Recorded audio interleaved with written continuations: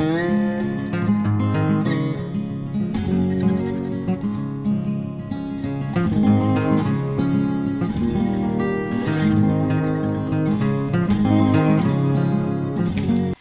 there, y'all. Welcome to my planning session. So I'm going to talk to you about how I am planning for the very end of my very first year of homeschooling. So please take with a grain of salt what I say, because like I said, this is my first year, which means one, I'm not an expert. This is my first time doing this, and two, I don't know if this is actually going to pan out. But this is how I have been working my planning for the whole year, and it's worked every time I've done it. So I'm just going to share with you how I do it in case you are struggling with ideas. So one thing you need to know about me is I am not the most organized person. I don't have a planner. I don't have a nice pretty planner that I keep. I do want to try one, especially one that is geared towards homeschooling moms. So if anybody has any really great recommendations, I would love to hear those. But I am all about writing things down on scraps of paper and then just kind of keeping those tucked in some of my books and using them. Let me show you my number one thing that I've used for scheduling. And I'm back. So these little notebooks have been invaluable. I've had one for each kid, and I will write down at the beginning of every week what I want them to do each day. And then originally the idea was that they would use it as a planner, but that did not happen. So instead, I use it, and so I will grab my oldest kids and follow to see what I planned to do, and then I will switch it out for my middle kid and see what I plan to do with him. So those have worked great for me, and I have really liked them. I'm hoping to get my oldest to use this more next year or something like it, so that he can be a little bit more independent. For me, I do a lot of just printing little tables on pieces of paper and writing them out, and I'm going to show you how I plan for what I call a cycle. So the next thing you need to understand is how we have set up our homeschool schedule. Ours is a little different from what most people do. I knew that for my mental sanity, I needed to do short intervals of schooling. That by the end of each schooling session, I was going to start getting burned out fairly quickly. I just knew myself well enough. So I wanted to only school for 4 weeks at a time, but I also didn't want to be going through to the end. And I also know my kids well enough to see that if we take an extended length of time off, so if I schooled for 4 weeks and we took a whole week off, that next week coming back was going to be almost a wasted week because we were going to have a hard time getting into it. So I began playing around, tweaking things, and what I found is what we do is we school for 4 weeks, 5 days a week during those 4 weeks, and then we take what we call our off week. We do 2 half days at the beginning where we only do math, language arts, reading is included in that language arts, and then we take Wednesday, Thursday, Friday completely off, Saturday and Sunday, so we get a 5-day break. But really it's only a 3-day break, but they feel like it's 5 days and I feel like it's 5 days. It's just the right amount of time to be able to catch our breath, to relax, to sleep in, to probably not get our chores done. Our house literally falls apart during that little bit of time off because we get out of our schedule. But then we're right back in it again. We don't have that big slide where we've completely gotten out of the habit.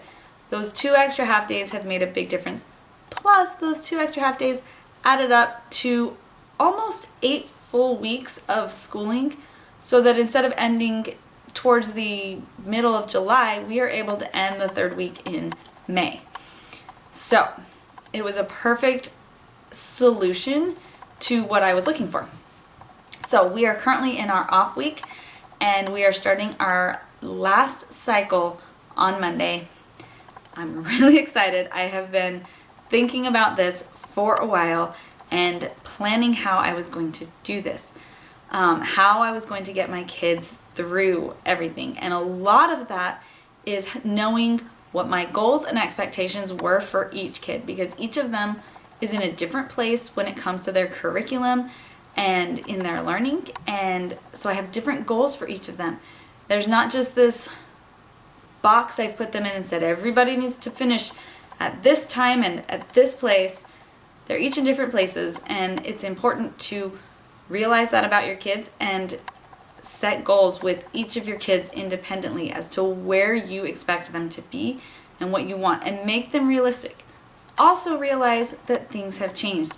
So I am able, and you'll see this, I am able to get most of our curriculum done with an extra week left, especially math. So that if for some reason that math, we have to have a day where we review, there's something we really weren't getting, whatever it was, we can push it into that week. I've given myself a buffer when it comes to math. I've given myself a little bit of buffer when it comes to history. Science has an extra couple of days that we're not doing much so that we can have that buffer. And that makes me feel really relaxed. I don't feel like, oh my gosh, I have to keep pushing right up to the very end. So I think that's an important thing to do. And you want that last week of school to be a little more relaxed, heading into summer, and a little better. The other thing to realize is we are not year-round homeschoolers. So this type of schedule may not work for you. We do plan to do a little bit during the summer because I don't want them to forget everything they've learned. And some of them still do need to be moving forward with a little bit of their things. But for the most part, we are going to take all of June and all of July off, and a little bit in May, maybe a little bit in August, like a week in May and a week in August. So we are not year-round homeschoolers. And so this schedule may or may not work for you. It may. If I hadn't done those 2 half weeks and I just did 4 and 1, then we would have pretty much been year-round homeschoolers. So this is something that you are interested in, give it a try. That's the thing I found, is you can just give anything a shot. So let's get to planning. So as you can see, I just printed off this very simple table here, and it has the exact number of days on it that we plan to be schooling. So 4 weeks, 5 days a week. I didn't even bother putting the dates on there, putting the days of the week. I just know it goes Monday through Friday, and that's how we are doing school. So this is for my oldest. When I started, I'm actually going to start with my second grader. So for me, the biggest concern of the year was finishing my second graders' math. They are both on their second level of math for the year. But my second grader started his second level back in October, and he should be able to finish this second level by the end of the year. So I have sat down and gone through, I counted up the number of lessons. He has 15 lessons left. So he's at lesson 126. He needs to get through lesson 40. That also includes 3 tests. And the way we do ours is we try to do 5 lessons a week with a test on Fridays. So because of that, that means that we usually need to have 1 day a week that we learn 2 lessons in 1 day. So this is the way I figure that out. I take our lesson manual. So here we have lesson 126, where we are starting. And I will just start to go through, and I will find, my goal is to find 6 lessons that I can group together. So as I was going through, I said division with remainders. This is going to be a very new concept for him, very difficult, a little more advanced, so that should definitely be its own. But the next lesson is just identifying right, acute, and obtuse angles. That is not very hard, and it is a very short lesson. So because of that, I looked at what the next lesson is. The next lesson was simply adding and subtracting fractions with common denominators. They are not going any further than that with fractions, so that is not going to be a very hard concept because it's going to be very simple subtraction. So because of that, I feel like I can put lessons 127 and 128 together. So I just take those two lessons and I put a paper clip on them so that I will remember when I get to that lesson, if I have lost my notebook or anything, I will remember that these two go together and I will not miss them. So you can see that that's what I wrote down. So that Monday here says that it's just 126 by itself, but this one is 127 to 128. I write down what fact sheet I want to do. Now this one obviously came with two, sometimes more fact sheets because it was 2 lessons, and some lessons want you to do 2 a day. But I've found that's very overwhelming for him, so we only do 1 a day no matter what, and I just pick the one that I think is what he needs at the time. Sometimes I choose something easy because I feel like he needs a confidence boost, and sometimes I choose something a little bit harder that is a newer concept for him. As we are getting to the end of the year, I know this is all going to be reviewed at the start of next year, so I am not too stressed about it. So you can see there, I also found 2 at the end of this week that I was able to double up on, which was really good because the very next week I felt like 4 lessons in a row all needed to be on their own. So I just wrote all of that out, and that ends him a week before the last day of school. So that means that this last week of school, we can do extra math on the computer, we can just work on our facts for time, and we can have it be a lot lighter. I have done the same thing for my 5th grader. You can see here that we are doubling up on this lesson and this lesson because he has what's called investigations periodically, which means he sometimes needs to do 6 lessons in a week. Just depends on what week we're on. He is not going to get through this book this year, and I am okay with that. He is going to be in a very good place for next year. So our goal is to just keep working consistently. Because his brother will be done a week before school is out, I am having him end his math here, and we will just be doing some supplement work along with fact sheets for him as well, so that this last week of school can be a little bit more relaxed. Okay, flipping back, so that was my first concern, so I did that first. My second concern was, where do we want to go for language arts? Well, for my 2nd grader, language arts is not a big deal.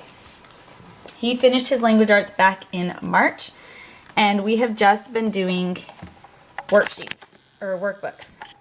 So he does not like to write and he struggles with it. So all I wrote was write every other day, and that will be either writing something with me. We are currently working on a story that we are writing together, or he can use his writing prompts, whichever he wants, and they're very short, just trying to get him used to more writing. The other 2 days, he is just doing the next page in either his reading comprehension book and his vocabulary book. Very simple, moving back and forth. Okay, for my 5th grader, while math was not a big concern for me, his language arts was. I need him to get as far in his language arts as possible. I accidentally started him on a level too low, which means he is slightly behind. So we are going to be using this summer to continue to move through this so that we can get finished with this newest level. He started this level in the end of February. This newest level that he should have been on will finish early next year so that he can get on to the next level. So how I have done that is I have taken his books. The way his books are set up is he has, let me get this open.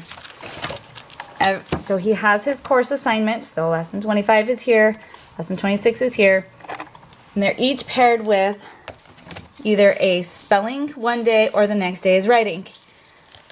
But I need him to move through it a little bit faster, and asking him to completely double up is a little bit much for him. There is a decent amount of writing, and he starts to get really sloppy when he gets overwhelmed. So instead, what I've decided to do is in 2 days' time, we will get through 3 lessons. So the first day he will do lesson 25 and 26 in this book, and then he will do only lesson 25 here. We'll then turn the page and he will do lesson 26 and 27 here, and then lesson 27 in this book. And then I have gone through, you can see that I have X'd out some things that I feel are a little redundant as he is doubling up on things. It's either something he had already done that week or something that I feel like he is already pretty good at.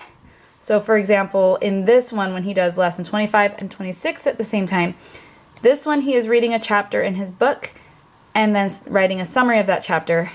But then on the very next day, he is finishing that book and doing one of these book report suggestions. So I felt like doing a summary of a chapter and doing a book report was redundant. So I preferred him to do the book report. And so that is what I have left, and I have crossed out this.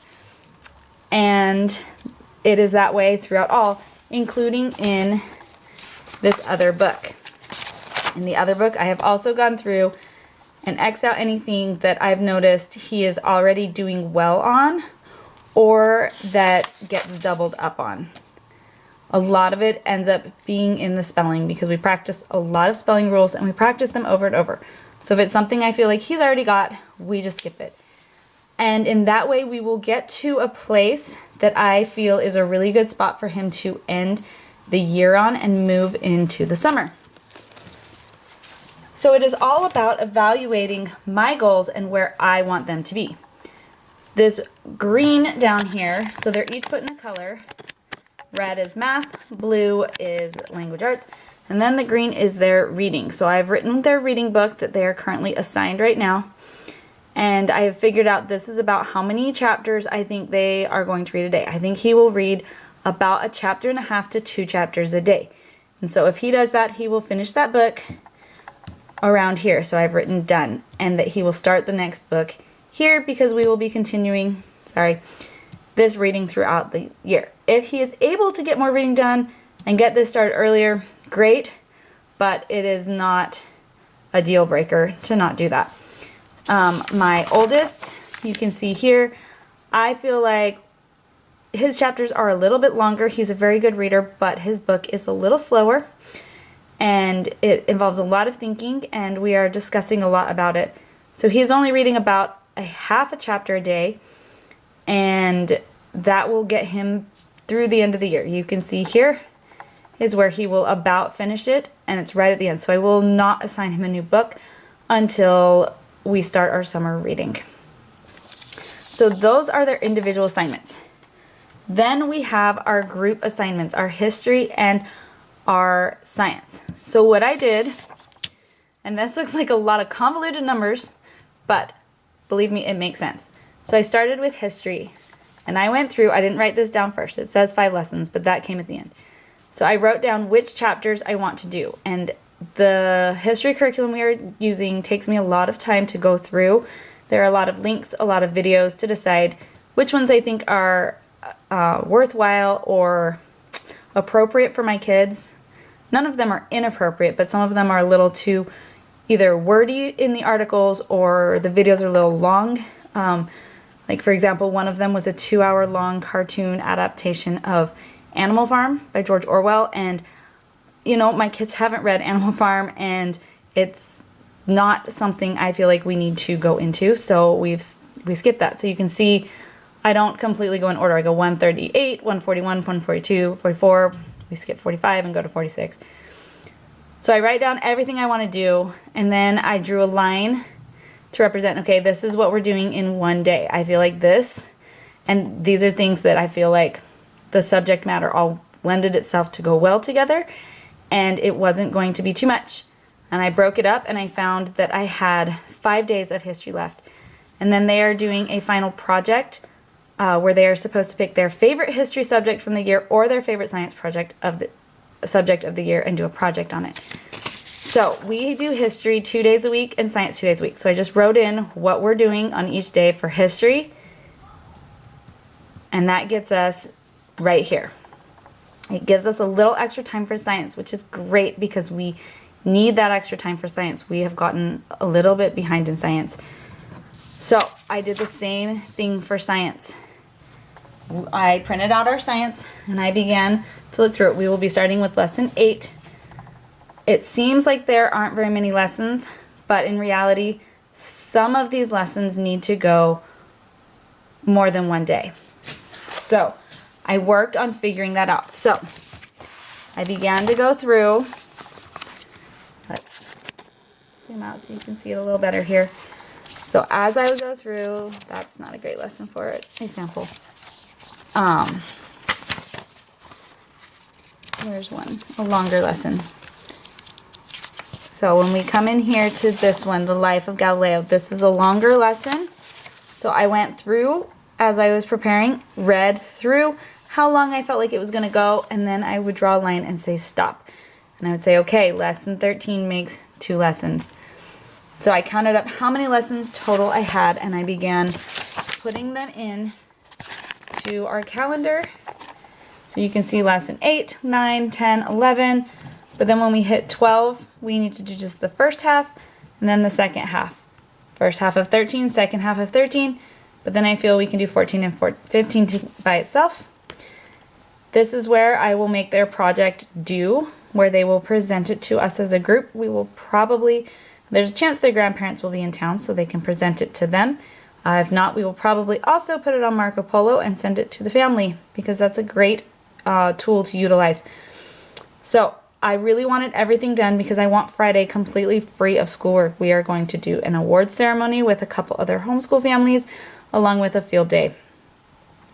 And so that is how I did it. So to most people this looks like a bunch of gibberish, but to me this is the rest of my year laid out in a way that I understand it in my little shorthand way, and it works for me. It's not pretty, it's not neat. I don't have a nice pretty flowery planner, and I am considering getting one for next year just to keep it all in one place, but I don't know. I really like the way I've been doing it and it really works for me. So stay tuned, I guess, and we'll see if I actually use a real planner next year. So now that you have seen how I have actually planned it, you realize I did not do this in real time. Some people will show you real time, them sitting down, writing everything out, looking at their books. I didn't.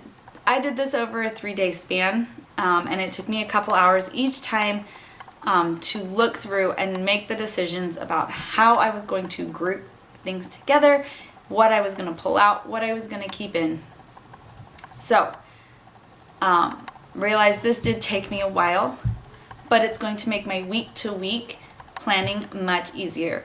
At the beginning of the week, so Sunday night, maybe Saturday night if I'm really on top of life, I'll just have to sit down with my main schedule, look to see where we're supposed to do, make any copies that need to be made, pull out any fact sheets that need to be ready for the week. I only pull things out a week at a time, except for science, it's all in my main notebook. But I do that because otherwise my kids will lose it. The other day, my 2nd grader dropped his notebook. Everything came out. Everything came unorganized. And so luckily there wasn't too much in there that I desperately needed. Most of it was stuff to be recycled anyways. But I only pull it out a week at a time. And so this will just make my week-to-week planning easier, which is why I take my off week to go ahead and do this. And I have done this every off week for the last little bit and just found it makes everything go so much easier. So everyone take a deep breath. I know we're all getting so close to the end of the school year and we are all just itching to be done. I know I'm itching to start planning next year's curriculum. I've got it all sitting upstairs, so hang in there because I'm going to show you what we're doing next year, but I'm trying to wait till we get closer to the end of the year so that I stay focused on this year. So buckle up, hang in there, take a deep breath, and let's get through the rest of this year strong.